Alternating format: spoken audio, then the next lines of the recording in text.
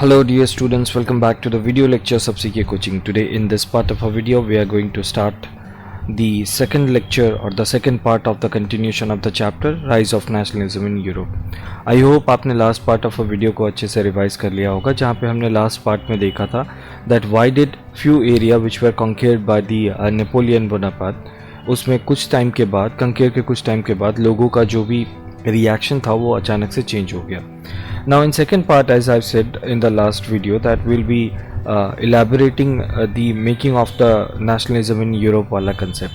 Now we must be knowing that nationalism basically indicates the process of nation building on, and जो nation state का concept है, it says that in a nation people must have a commonness या फिर बोल सकते हैं common sense of identity. एक commonness होना बहुत ज़रूरी है so that they can form a nation.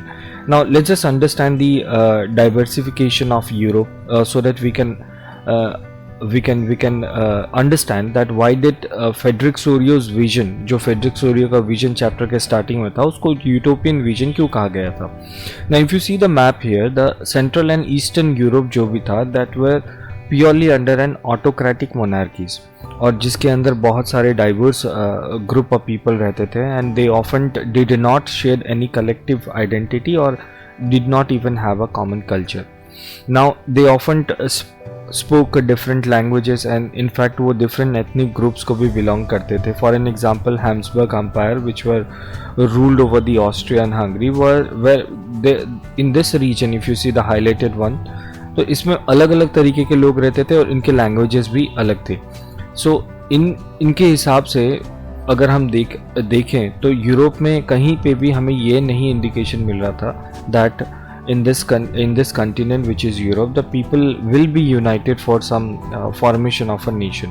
So if you see this region, this the Alpine region जिसको बोला गया है बुक में, which includes the present day Tyrol, Austria, and if you see this is Sudetenland as well as Bohemia, ये वाला reason. Aristocracy predominantly इसमें जो भी रीजन था, इसमें जर्मन स्पीकिंग पीपल रहते थे. So also Italian speaking people भी कुछ इस आसपास के एरिया में रहते थे. So language wise we can be very much sure कि लैंग्वेजेस बिल्कुल अलग अलग थे. Like in Hungary half of the population were speaking Magyar language, जो कि वो रीजनल डायलेक्ट्स होते थे. सो अगर हम लैंग्वेजेस की बात करें, if you just leave apart the culture, तो भी हमको कहीं पे कॉमननेस नहीं दिखाई देता था. सच डिफरेंसेस जो थे वो इजीली कभी भी पॉलिटिकल यूनिटी की तो बात ही छोड़ दीजिए, एक साथ एक जगह पे रहने की बात ही नहीं कर सकते थे. The only thing which was taken as a clue और which actually hit was the common elegance to the emperor. यानी ये चाहे जो भी लोग थे जो डिफरेंट रीजन में रहते थे, चाहे डिफरेंट भाषाओं में बात करते थे, या फिर वो अलग अलग एथनिक कॉम्पोजिशन से आते थे, उनके लिए एक कॉमननेस यही था कि they were all frustrated by the present system of governance which was a monarchial form of government. Now let's just understand. ये तो डेमोक्रेटिक की बात हो गई है, हमारे पास डेमोग्राफिक जो भी लोकेशन है उसकी बात हो गई है. अब देखते हैं कि कौन से ग्रुप ऑफ पीपल इस रीजन या फिर यूरोप में रहते थे at that time of the revolution. Now aristocracy जो था वो इस कॉन्टिनेंट में काफ़ी ज़्यादा डोमिनेटिंग था, सोशली एंड पॉलिटिकली भी. सो मेंबर्स जो भी थे इस क्लास के, they were united by the common way of life. Like for an example, most of them owned the big land which was known as the estates. They spoke French language just for a diplomacy or to show their high classness in the society. Their families were often connected with the ties of a marriages. यानी एक rich family will be married to a rich family. And this powerful aristocracy were however in minorities, मतलब numerically बहुत small group थे और majority of the area को ये लोग rule करते थे. And in the western Europe if you see the bulk of the land were farmed by the tenants और द स्मॉल ओनर्स, यानी यहाँ पे छोटे पीजेंट्स एंड फार्मर्स रहते थे. And in fact eastern and the central Europe में serfs जो होते थे, जो किराए के लेबर्स होते थे, वो लोग पीजेंट्स या फिर लैंड को यूज़ करते थे, किराए में लेते थे. In fact western part of the central Europe था, उसमें due to the growth of industrialisation या फिर इंडस्ट्रियल प्रोडक्शन, वहाँ पे एक न्यू क्लास आया which is called the commercial classes and which lead to the growth of the town, right. And industrialisation, in fact हमें छोटा सा हिंट रखना है, इंग्लैंड में सबसे पहले स्टार्ट हो गया था and France and other parts of the Germany it occurs only during the 19th century. So in this, because of the rise of industrialization in Europe, it also supported the uniformity. Now we'll understand that which particular group were involved for the revolution. दुनिया में कहीं पे भी कोई भी revolution आया है, that only happens because of the educated middle class people. So same thing happened here also. In this way a new group came up and जिसका नाम रखा गया the working class population. And in fact middle class के भी फिर diversification हो गया, जैसे कि middle class में industrialist लोग आ गए, businessmen आ गए and working professionals आ गए. And central and eastern Europe में ये ग्रुप काफ़ी ज़्यादा फेमस हो गया था. And it was among this educated or the new middle classes, among this there were certain group of people who were educated, and in this only the idea of nationalism or the national unity का concept जो है वो popular हुआ. So according to this उन लोगों ने काफ़ी ज़्यादा discussion and debate चालू किया, and over the period of time there was a new concept which was elaborated, which was liberal or a concept of liberal nationalism. Now to understand this, liberalism का basic मतलब होता है to set free. Now what would be the reason what they want to be set free of?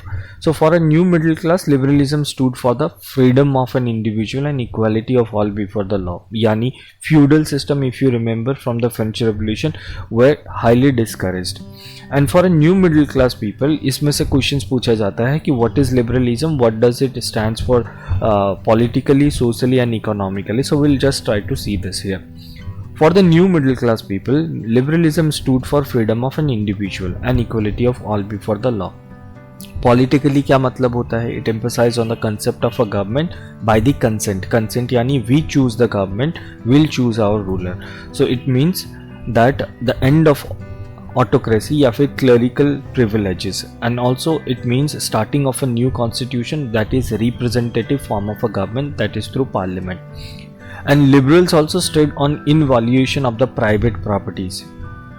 Yet ये सारी चीजें होने के बाद भी लिबरल नेशनलिज्म में एक चीज नहीं आती है.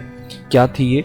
Yet equality before the law did not necessarily stands for universal suffrage. This is a one marker CBSE question. Why is it said so? क्योंकि देखो लिबरल नेशनलिज्म की concept consent of government consent governance of the consent तो कहा गया है, but understand this that a first political experiment was done of liberal democracy in France during the French Revolution, and they got elected and executed exclusively.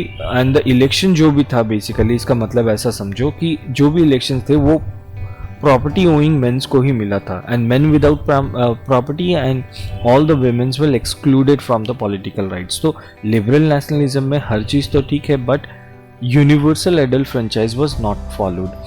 And in fact Napoleon code जब आया थोड़े time के लिए, तो वापस से ये जो सफरेज है, नेपोलियन ने भी इन सारे लोगों को यूनिवर्सल एडल्ट फ्रेंचाइज प्रैक्टिस करने की परमिशन नहीं दी थी. So it in fact reduce the women to the status of minority. In fact क्या reduce? Women's were at that time in the status of minority and they were already there. Now women and non-propertied men जो थे organized opposition movement demanding equal political rights, ये सब चीज़ अपने आप में चलता रहा था when the concept of liberal nationalism come. In the economic sphere, economic यानी ट्रेड के पर्पज से, so in the economic sphere liberalism stood for the freedom of a market जिसमें कोई भी रेस्ट्रिक्शन ना हो, आप इजीली ट्रेड कर पाओ. And abolition of the state imposed restriction, एक स्टेट से दूसरे स्टेट जाने में काफ़ी ज़्यादा प्रॉब्लम होती थी ट्रेडर्स को, तो लिबरलिज्म इनके लिए ये मतलब था.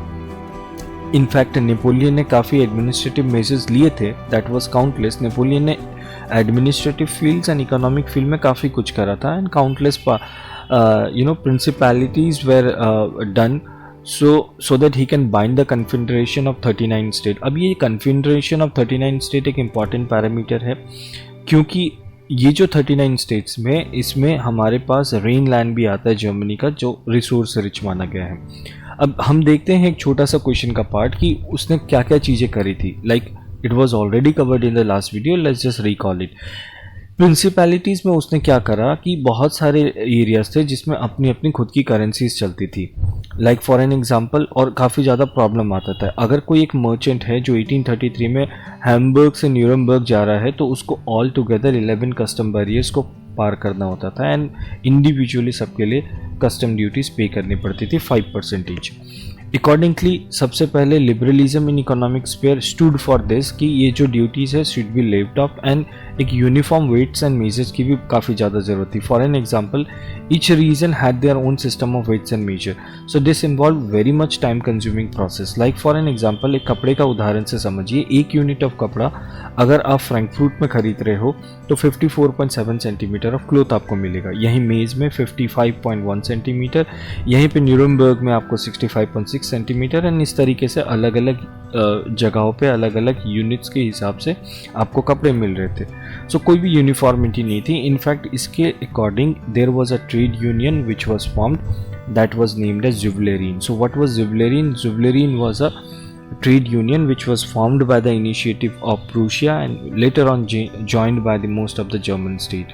So what was it? It was a custom union formed in 19th century, and after this, over the period of time, creation of the railway network further mobilized the economy and economic interest, and इस सब चीज़ों को रखते हुए we can understand this what were the changes which were implemented। यानी union जो जुवलेरिन था उसने ट्रेड बैरियर को ख़त्म करा एंड नंबर ऑफ करेंसीज को 30 से 2 तक उतारा, एंड ये सारी चीज़ें लिबरल नेशनलिज्म का कंसेप्ट में चल ही रहा था।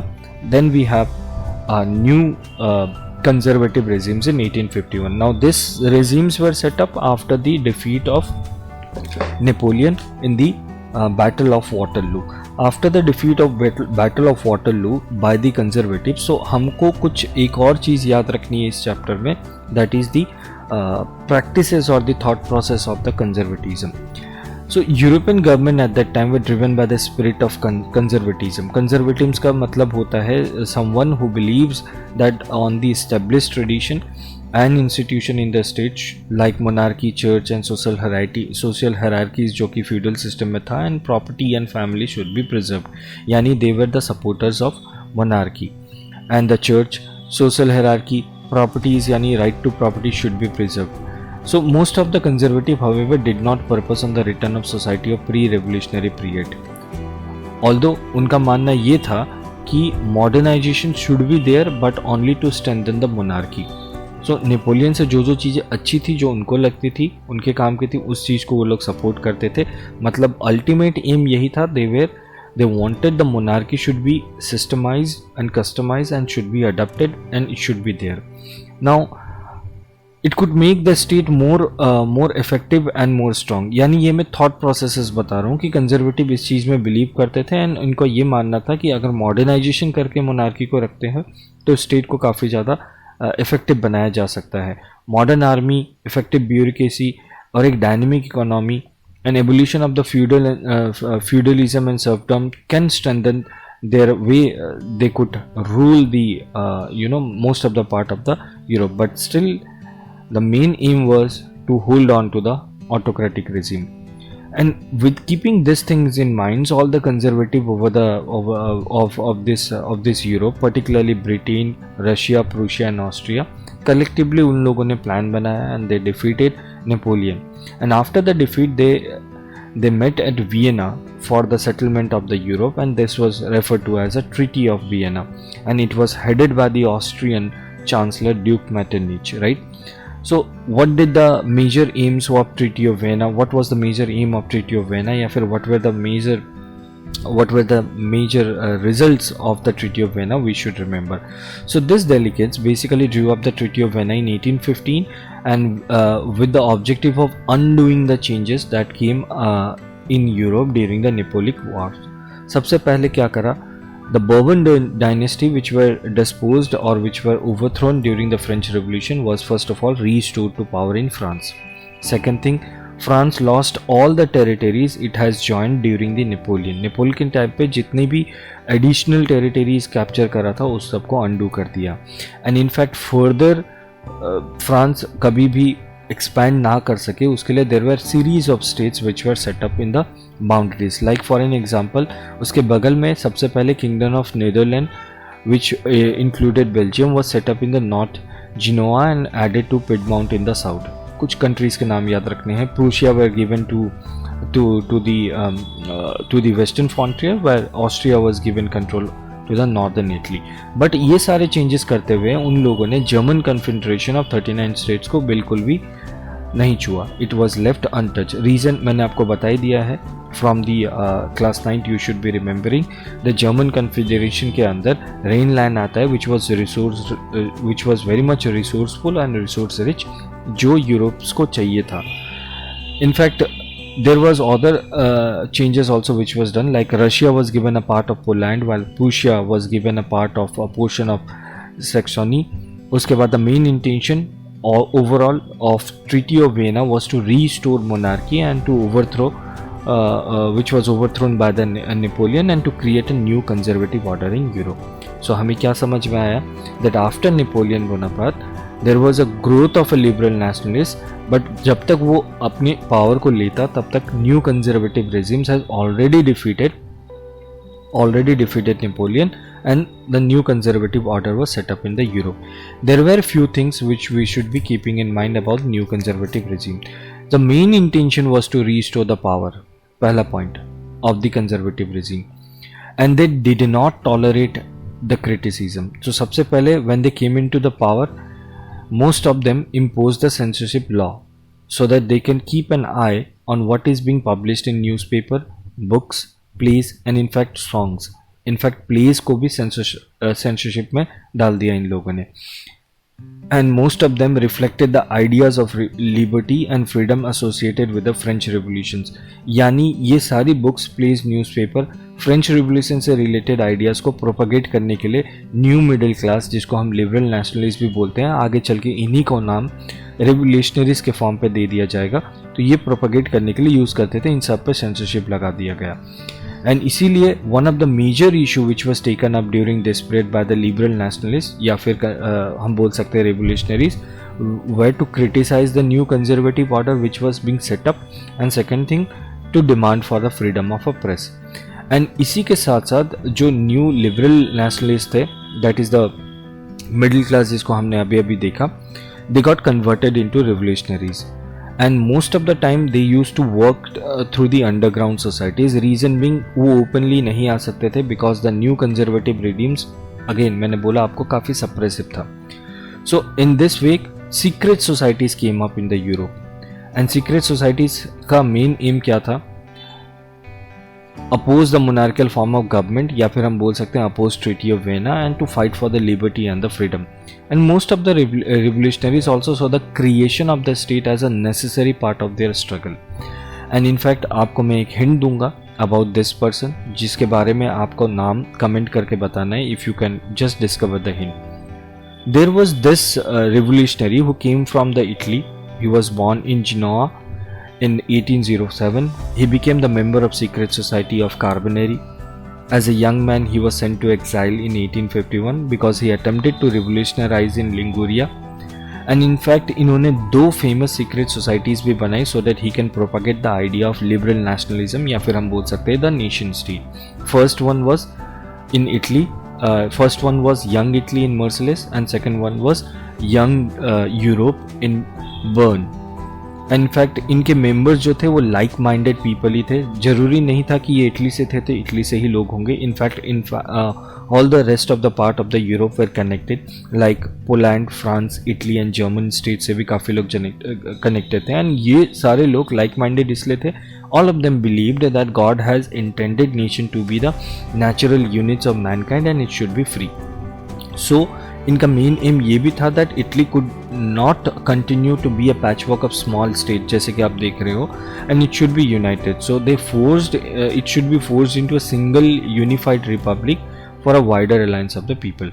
सो दिस यूनिफिकेशन उन्होंने बोला could be the only basis of Italian liberty. So इसीलिए हम इसके बाद जो टॉपिक पढ़ने वाले हैं वो होगा यूनिफिकेशन ऑफ इटली, एंड इसका काफ़ी ज़्यादा कंट्रीब्यूशन इस जो कैरेक्टर जिसके बारे में मैंने बताया आपको उनका रहेगा. सो फॉलोइंग दिस मॉडल, एक बार ये मॉडल को एक्सेप्ट कर लिया गया तो काफ़ी ज़्यादा सीक्रेट सोसाइटीज़ बाकी पार्ट ऑफ द यूरोप में भी बनने लगे, like in Germany, France, Switzerland and Poland. If you can see, Germany is here, France is here, Switzerland and Poland. ये इसलिए इंडिकेट करके दिखा रहा हूँ because they way all the neighbouring part and कहीं ना कहीं आगे चल के they will get United. In fact ये काफ़ी ज़्यादा प्रोपागेट करने में कामयाब रहे इस आइडिया को, and his restlessness opposition to the monarchy and his vision of democratic public often frightened the conservative। जितने भी कंजर्वेटिव लोग जो इस टाइम तक 1815 के बाद ऑनवर्ड्स यूरोप को रूल कर रहे थे, जिन लोगों ने मिलकर नेपोलियन को हराया था, तो वो एक्सपेक्ट नहीं कर रहे थे कि there will be some other challenge coming, but there was a person who was in fact trying to be much more challenging than Napoleon for them। And इसी वजह से ड्यूक मेटरनी जो ऑस्ट्रियन चांसलर थे उन्होंने इनके बारे में ये भी बोला that he is the most dangerous enemy of our social order. Next part of a video में हम बात करेंगे, अब कहानी का दूसरा पार्ट होगा the age of revolutionary revolutions which is 1830 to 1848, where there will be a fight और you can say the clashes of thoughts between the new conservative regimes which has been set up in Europe and the revolutionaries। Till then, keep on revising, and if you have enjoyed watching this video, then make sure that you share and subscribe my channel too। Thank you so much for watching this video।